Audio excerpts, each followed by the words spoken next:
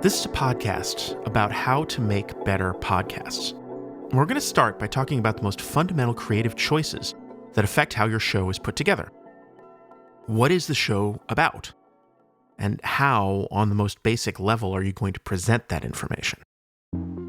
This is a podcast about how to make better podcasts. That's the subject I chose for this series because it's something I know something about. I've been running a company that produces branded podcast series for around 12 years now. And in that time, my colleagues and I have produced thousands of hours of audio stories of all different kinds. Stories about science and education and business and medicine and history and all sorts of other things. And in that time, there are two consistent things I've observed. Now, the first might sound screamingly obvious, but I'm going to say it anyway just to get it on the record. And that's that all successful podcasts are shows where the people behind them, the hosts, the talent, the writers, have something interesting to say. If you don't have something to talk about that's either useful or entertaining or both, all the careful production in the world isn't going to matter.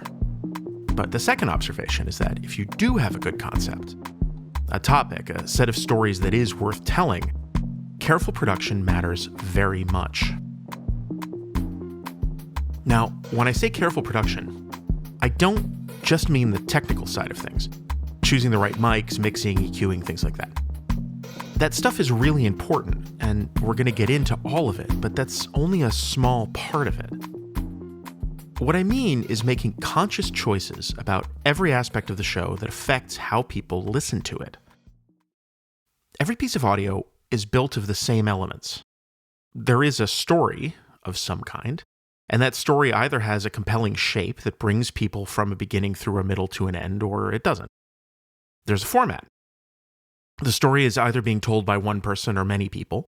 It either sounds like it's being made in a very slick and professional way, or in a looser, do-it-yourself way.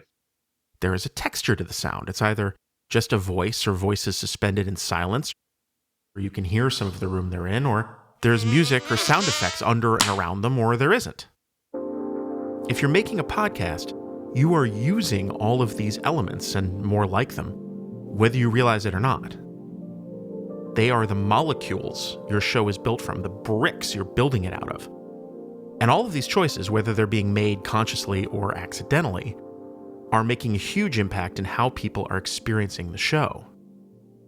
Now, if you're ignoring all this stuff or failing to understand it, you might get lucky and make something awesome anyway. Some people have an extraordinary talent for making choices about these things instinctively without really thinking about it.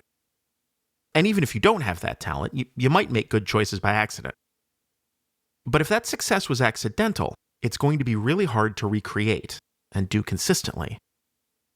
And if your show isn't creatively successful, people aren't responding to it the way you hope they would, I'm going to make the educated guess that it's because you're failing in making good choices about one or more of these basic elements. This consciousness is what separates professional producers from amateurs. The ability to harness these concepts and use them as building blocks to make bad stories into okay ones, and good stories into great ones, and great stories into exceptional ones, consistently, over and over again, from episode to episode and season to season, on and on and on. So what are these elements? We talked about picking a topic a little bit, and we're going to get back to that later, but for now, let's move on to the concept of format. And by format, I mean the most basic aspect of the structure of your show. When someone turns it on, how many voices do they hear? And how are those voices presented in the broadest possible sense? Is it just you speaking? Or are you interviewing someone else? Or are a group of people all having a conversation together? Are we in a studio? Or recording out in the world somewhere? Is the format always the same, or does it vary from episode to episode? Or even from section to section within the same episode? This is a choice you should be making very carefully, because different formats have very different effects on the listener and are better for telling different kinds of stories. The simplest format is a monologue. One person speaking directly into a microphone in a clean, neutral environment. This is what I've been doing since the beginning of this episode. This is very simple and straightforward, but there are still different ways you can approach it.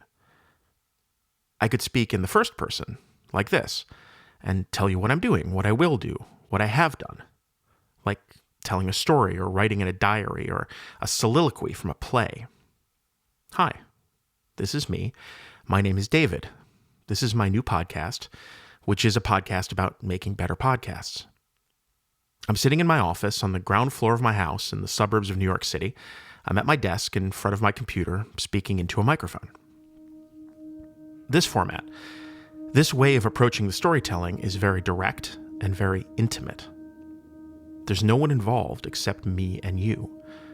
I am talking and you are listening, and there's nothing in the way.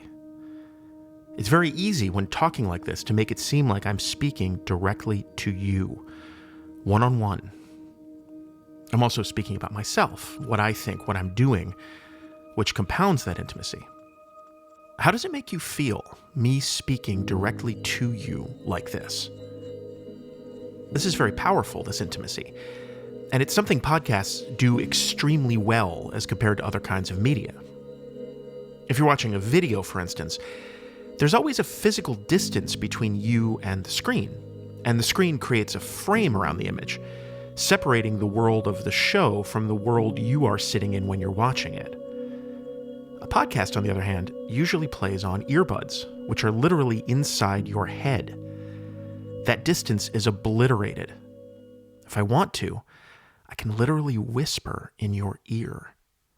There are surveys that show that people trust the hosts of podcasts they listen to more than any other media figures in their lives. I've thought a lot about that, and I think this intimacy is a big part of that trust. And of course, this is me speaking, and I have a certain kind of voice. I'm a middle-aged, middle-class white man with a kind of generic Northern American accent, and that affects how you receive the information I'm presenting. What if I were a different gender, or had a different accent? How would that change things? Does it make you think differently about what I'm saying? What if I were much younger or much older? What difference would that make? What if I weren't a real person at all? How does it feel to listen to me talk? And of course, this first-person monologue is only one of many ways I could approach it. Let's try something else, a subtle shift. I could keep this as a monologue, but switch to the second person. Instead of I, the main idea becomes you, and my story becomes a set of directives to you, my listener. Listen to this. It is important that you pay attention. I am talking to you and telling you something that you need to know. Instead of a person confiding in you, I'm now the angel on your shoulder, or maybe not the angel. I'm instructing, I'm cajoling. Or if not directions, then questions. Do you make podcasts? Are they successful? What does success for your podcast mean to you? Are you expressing what you want to express, conveying what you want to convey? Think about that. How does this make you feel? All right, how about a new technique? What if I switch to the third person? Like I'm reading you something that I wrote. The host made this change, and the listener considered it. They both found it made a surprisingly big difference in their experience of the show. Nothing had really changed. The host was talking, telling a story, and the audience was listening to him, but this was far less intimate. It immediately created a tangible distance between the host and the listener. But also, that space that was created opened up new possibilities. Being a little more distant from each other allowed the world of the show to become bigger. The host found he could much more easily bring in new elements, new ideas, new locations. He could even decenter himself entirely from the story. The podcast continued. It had only been a couple of minutes since it began, but it had already taken some weird turns. The listener really had no idea what was going to happen next, but they were excited to find out. It turns out the show was going to move beyond monologue into dialogue, a conversation between people. All right, so what do you think? I went through a journey. Tell me about your journey. I went through a journey. The music, yeah, I really like the music. Did Jose do the music? Alex did. Oh, wow. Good job, Alex. It makes such a big difference. This is my second time hearing it, and this time is with the music. Yeah, Alex did the music, and Jose did the sound design, all the the soundscape. Oh, that's cool. Stuff. There was one, though, I will say there was one track where I was like, I swear you're going to tell me someone's dying, or you're going to talk about how you got a horrible diagnosis. Yeah, the stakes were very high. A little too serious. Yeah. And I was just like, oh, God. And it was when you were talking about intimacy. So I was like, oh, no, you're going to tell me a really horrible secret. Well, the reason I've brought you here today is, no, that's a total joke. There's nothing, I have nothing. So now we're doing a new thing here, which is we're all just kind of hanging out and talking. And I don't know, what do you think that's going to do for the experience? Like, how is it going to be different now that it's just us hanging out? There's more people to wonder about. And maybe even, I think with groups, there can be a FOMO feeling, or like I want to be there, or it's like you're a fly on the wall when people are having a good time. I think it's the same level of intimacy, but are we having a good time? Yeah, assumes facts, not an evidence. You're sitting on the floor. No, I agree. I think that people want to feel like they're part of the conversation. When it's a group of people just hanging out, we all have had that experience, and then you just feel like you're in the room with those people. So I like that. I mean, I know as a grown-up, this is getting kind of weird, but it's kind of hard to make friends, you know? Like there are absolutely podcasts I'll listen to because it's like, wow, I get to like hang out with an interesting group of smart people and like listen to them have a cool conversation. And I sort of wish I could do that more often, you know? Yeah. So much of media is filling the void made by loneliness. Totally. Is that all that it does? Is that what it's for? A lot of it. What do you think this kind of hangout would be good for, and what do you think it would be bad for? Where would this fall apart and not succeed? I don't think this builds a lot of authority. Like, I don't think that I would want to hear my news in this way, or like any type of real information that I want in terms of like educational information. I don't think that's how I would want to hear it. Yeah, I think it's a format that's good for having it's a good format when you want a certain cast of characters that either the same people and maybe it's built on, the three of us have this relationship, they're friends, and so they're in on this whole thing. So I think it's good for anything where you want a point of view, but I think, like you said, it's a little less formal. So if it's a really serious topic, that's why comedians do well with this format, because they have the ability to like improvise and constantly be on you got to be a good speaker. It has to be a good conversation. It has to be, right, because otherwise it's deadly dull, right? Because nothing's happening. There's nothing driving us forward. There's no structure. Yeah. There's no... You have to be a personality, and you have to be a good conversationalist. Or like you said, Ben, you have to, if you're not that way, then I think you have to segment it and like introduce like prompts constantly that you're reacting to. And of course, this kind of loose, free-flowing conversation is only one of many kinds of dialogue you can have in a podcast. You can have a debate. You can have a panel discussion. The most popular of these, almost certainly the most popular podcast format there is an interview. This is like a conversation, but more targeted, more specific, and more formal. Often they start with the host saying something like, So, on today's show, I'm very pleased to speak with Hajar Eldas, a very gifted audio storyteller who's one of our producers here at Citizen Racecar. Welcome, Hajar. Thanks for joining me. Thank you so much for having me. So, Hajar, I'm curious, from your perspective, what makes an interview an interview? How is it different from an informal conversation? Yeah, I think in an interview, it's a more controlled conversation. You're coming in as the interviewer, knowing what you want to ask me usually. And if not exactly what you want to ask me, you know the direction of where you're trying to go. You go into an interview knowing this is where I want to land. These are the questions I want answered. And you might not know exactly what the other person is going to say, but you know where you want the conversation to flow to. And there are other controls also, like you could be controlling for tone. There are different variables being controlled in an interview. Whereas in an informal conversation, we kind of let it go where it goes. Both people come into that interview knowing that.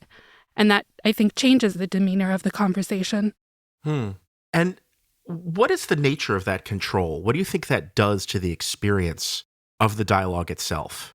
The fact that there is that, is it a question of power dynamic between the interviewer and the interviewee? Yeah, from where I stand, the way I see it, I think the interviewer has more control and they also give less of themselves. Like in an informal conversation, I think we're both equal. We're giving as much of ourselves as an informal conversation demands. But in an interview, someone is being asked the questions and another person is answering. I walk away from a lot of interviews I've done, specifically if it's interviewing someone about their personal story, feeling like they now think that they are my friend because they've told me so much about themselves. So just getting someone to open up so vulnerably about themselves, that already kind of sets the tone for that power dynamic because I'm not giving that much of myself because the interview isn't about me. What do you think are the strengths and weaknesses of this format of an interview? I find myself actually listening more and more to interview shows than anything else. And I think it's because it's an easier listen. I don't think it requires as much mental power to listen to interviews. And it doesn't mean that they're not as well crafted or as good as other formats. But if an interview is done well, the interviewer's role is to make it more listenable, right? And less fragmented. And there's patterns that we can follow in a direction that we're supposed to be all headed to. And there's an understanding of that. I think something more informal and loose, I'm showing up as a listener, being completely okay with the fact that I'm going to miss certain sections of this. I'm going to wander off, and that's okay. I think that's what those shows kind of signal. And I think a formal interview is very cognizant of that experience and is doing its very best to make it easier for you to pay attention the whole way through. The energy of a dialogue or an interview is very different from the monologues we talked about at the beginning of this episode. It's less intimate and a little more voyeuristic, for want of a better word. By definition, you are listening in on someone else's conversation. This isn't necessarily a bad thing. Listening to a show that sounds like it's speaking directly to you can be too intense sometimes. And I think the emotional distance of listening to other people speak to each other and how that allows you to step to the side of things is a part of why interview shows are so popular. For me, because it feels like I'm just dropping into a conversation versus other formats where I feel like information is being presented to me and I have to pay attention. I have to come in with all my brain power to receive that information. Whereas in an interview, you're a fly on the wall. It just feels like I'm receiving information through a conversation that I feel like I'm sort of partaking in, not by speaking, but just by listening. Here's Anna Van Dyne, another one of our excellent producers here at Citizen Racecar. Something that I like about audio is that, you can do it while you do something else. And there are some things that are good enough that I want to give it 100% of my attention, and that can be an incredible experience. But I also have the option to listen to something while I'm on a walk, while I'm doing something with my hands. And I like that you can sort of give it different levels. You can engage with it on different levels, depending on like what you want to do. And different kinds of podcasts are good for different kinds of engagement. If it's like, catching up on the news, I might prefer to do that while I'm washing the dishes. But if it's like a really beautifully produced documentary, I might, lie down on my bed with the lights dimmed and just like be in that sonic space. I gravitate towards those in times when I really want to be immersed in what I'm listening to and I really want to get deep into a story and I want to let my imagination go. That's when I'll go to an audio documentary. In terms of format, a documentary is what we're doing now. There's a host who speaks directly out to you, setting the tone and guiding you through the story, but then clips of other audio, other speakers, field recordings, whatever, illustrating the points that the host is presenting. I think of documentaries, audio documentaries, like movies for our ears. So I feel like they're a lot more layered than other formats. We're using different elements to tell a story. So we're using interviews, but not just from one person. We could be using interviews from multiple sources. Multiple different people. Multiple people. We could be using archival tape. How does this sound? There are many stops and starts, many takes and retakes. That's because the end object is a planned illusion. We'll see that they all get the message. Oh, swell. We could be using ambient sounds.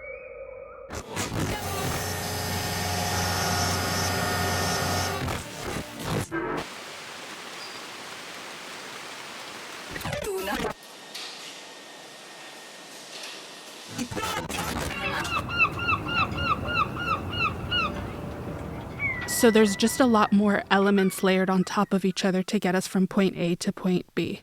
I guess what makes a documentary with a variety of voices good is first that it's not boring. It's sonically varied. It's really boring to just listen to one person talk for a long time. Other methods of communication were slow and tedious. You have different voices and ideally different kinds of voices and different perspectives. You're encountering a much more textured picture of something. I feel like it creates this experience of shutting out the world and focusing on building a story in your imagination. And it highlights the power of audio. When this is done well, it has an interesting effect. Because the host is guiding you through other pieces of tape, it's almost like you're listening to them together, you and the host. You're companions on a journey. Like when you listen to a good documentary, both you and the host, start out in this place of like not knowing anything, and you go on this journey together and find something out by the end. There's almost this relationship where like I as a listener am like, all right, I've committed to being along for this ride. And the host and whoever has produced what I'm listening to, their end of the bargain is that they're going to kind of take me on this ride. And it's like this pact you enter into as a listener. And there are expectations that go along with that. Like you want to learn something new. You want the questions that are posed at the beginning to be answered in a satisfying way.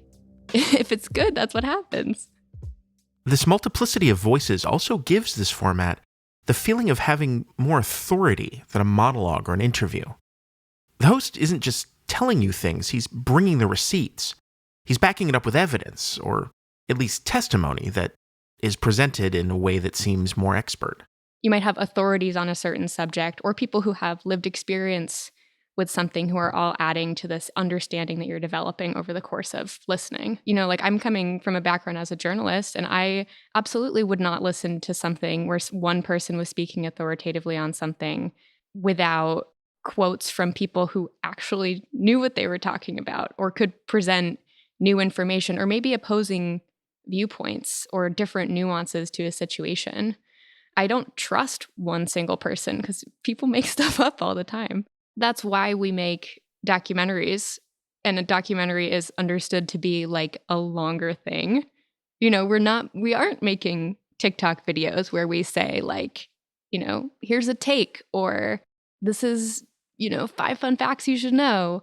Like it is long, it is nuanced, and it's so that people can learn something or experience something. This is a really versatile format. You can present just about any kind of information in a really rich and nuanced way. But it's a kind of show that takes a lot more time and care to create than just recording a monologue or an interview and then cleaning it up. An audio documentary obviously is a higher lift, right? Like you're doing a lot more work, but it gives a producer so much more control.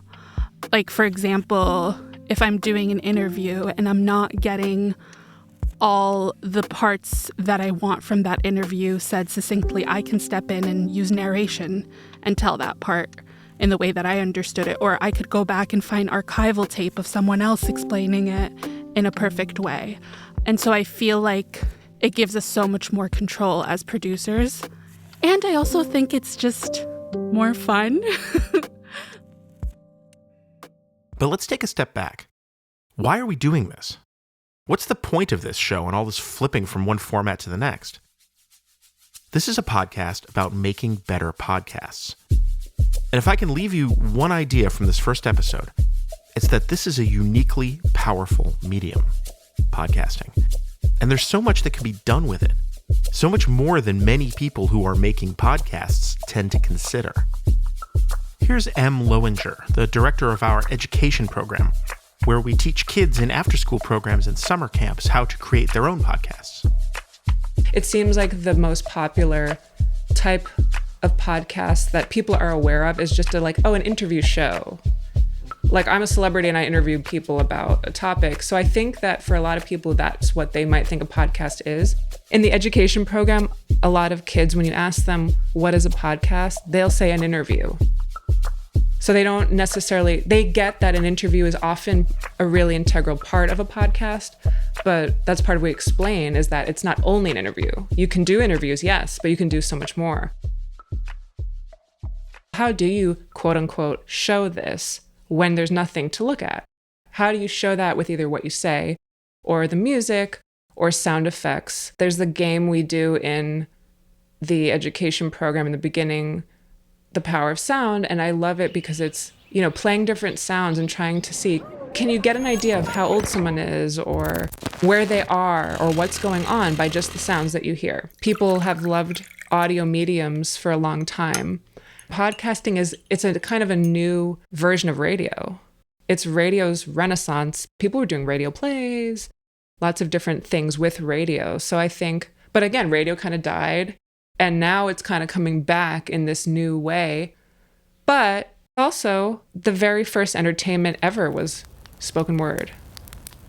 So I actually think it's weirdly a return to the roots of basic human storytelling, when you had just, let's recite poetry, let's sing songs, let's tell tales.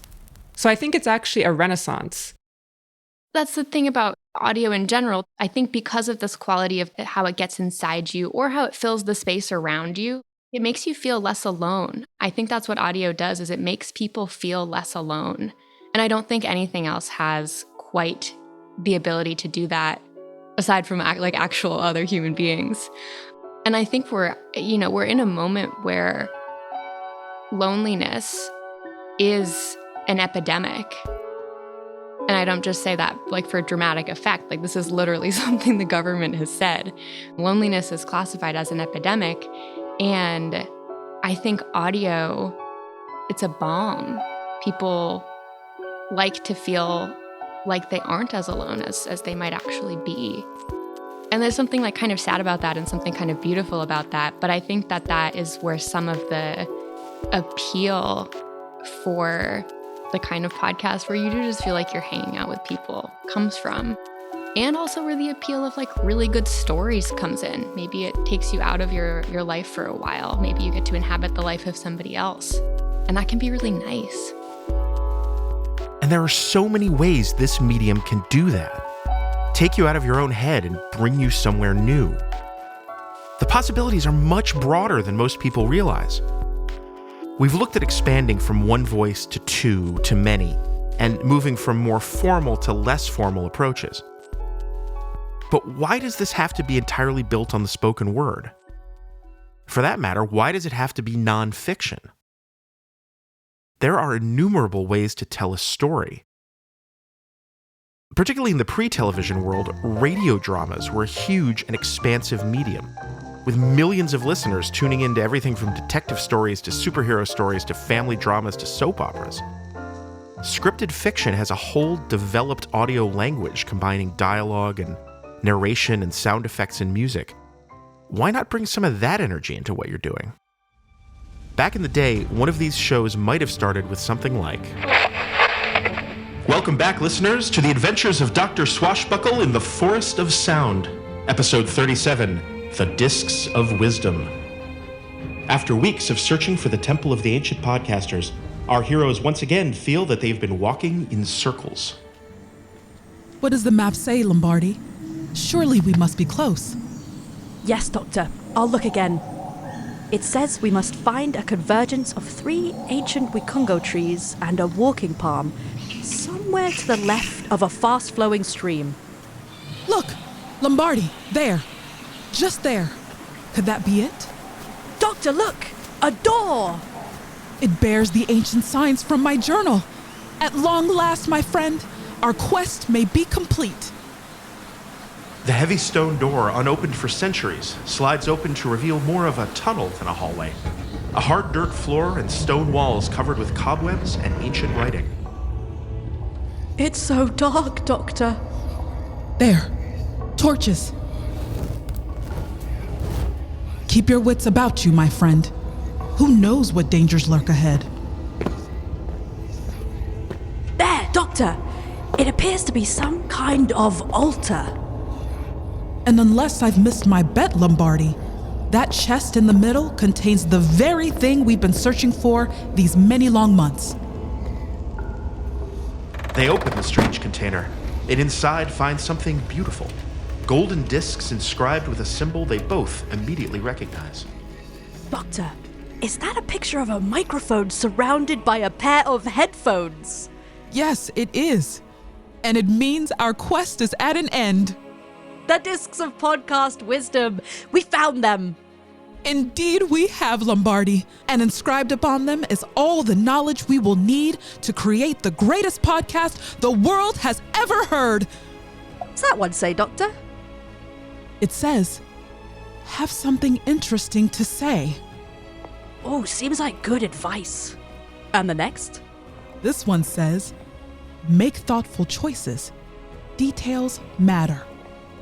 Interesting. And the final one? This one says, be bold. Doing something different is more likely to get people's attention than doing the same thing as everyone else. Like all the silly things we're doing in this show. Yes, my friend. Exactly like that. This part is really silly, isn't it? Of course it's silly. But don't you see? It's memorable. If this whole thing had just been an interview, we might have gotten the same information crammed into it. But who would have talked about it the next day? But a ridiculous cut-rate Indiana Jones parody? No one was expecting that, were they? No one indeed. And that's the point of taking a big swing like this. What you say is only half the battle. How you say it is just as important if you want to make an impact. This is a podcast about how to make better podcasts. I'm your host, as well as the writer and producer of this show, David Hoffman. My guests today were Em Lowinger, Hajar Eldas, and Anna Van Dyne. Aisha Lomax performed the role of Dr. Swashbuckle. Luca Evans performed the role of Lombardi. Hajar Eldas performed the role of someone with a different gender and accent. And Walter Hoffman performed the role of someone much younger. Original music and post-production by Alex Brower. Sound design by Jose Miguel Baez. Publication and promotion by Candice Chantalou. This series is a production of Citizen Racecar, citizenracecar.com. Yeah, I did get that on tape.